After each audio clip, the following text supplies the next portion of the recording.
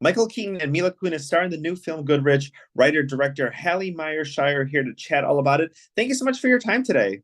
Yeah, thank you for having me.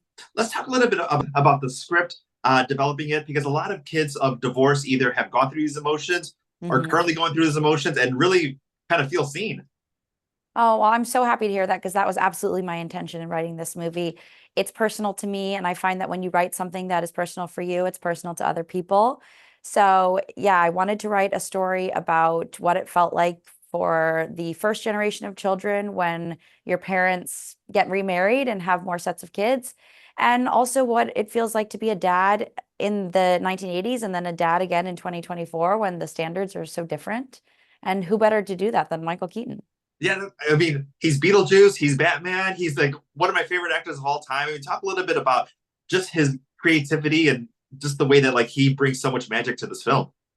He really does. I wrote it with Michael in mind, and I pictured him every step of the way while writing the movie. It really helped me form the character. So when I first saw him in our few early rehearsals that we had actually doing the part, it was an experience I don't think I'll ever have again because it was just perfect. Like the perfect marriage of actor and part. It was wonderful.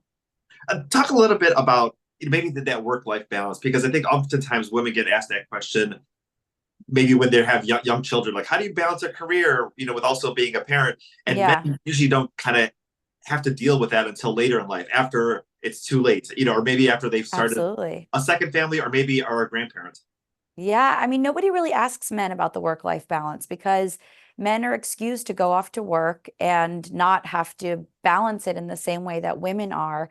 But when you get to a certain age, and nowadays in a time when we're really open and talking about things, it has repercussions and your children feel it. So I thought his kids in this movie might actually hold him accountable, and he has to reflect on those decisions and change, and he does.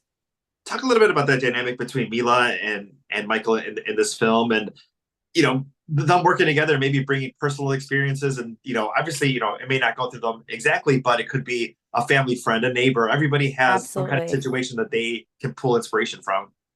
Yeah, and Mila has two parents who are still married, and so she's not a child of divorce, but she was able to really channel this feeling. And I think also the fact that I'm a woman and I wrote it and directed it and it's personal to me, it helped guide her. And she told me that she felt throughout the movie like she was really pregnant. She really gives everything her all. And so I really appreciated that. And Michael, of course, being such a legendary actor with such an amazing career, has had to balance his work life and his raising his son. And he's done a fantastic job. He has a terrific son named Sean and two amazing grandkids. So we all brought ourselves into this movie, which is something I think is really special about making human stories. I want to talk a little bit about your mom and your parents, because those were movies that I watched and I really got to learn about human connection, about learning about other people, about learning what it was like as an adult. Yeah. Some of those emotions maybe you weren't ready for, but then you understood both sides about human connection, about Yeah, storytelling, and especially dealing with some of these adult subjects that we don't really get to hear about. absolutely. Well, something about my parents' films that I really admire is, sometimes romantic comedies, which they are well known for, are in a category where people just don't think as much or as deeply about the characters and the connections and their backstories, and they don't treat them with the same tender love and care that some other genres get. But I feel what really set their movies apart is that they do. They were real human beings. The comedy came from real life situations like we've all been in, like planning your child's wedding and things that many of us have experienced. And they found that relatability, and I think that's why they always got such wonderful huge actors to be in their films because they wrote them so realistically with so much, you know, realism to them. So that's something I really tried to do and will continue to try to do in my work. There's so many amazing actors in this film, and it's, I obviously we talk about Michael and Mila the most, but was there a moment of you, especially with writing it, of like handing over the script and Yes. seeing what their reaction was going to be? Yes.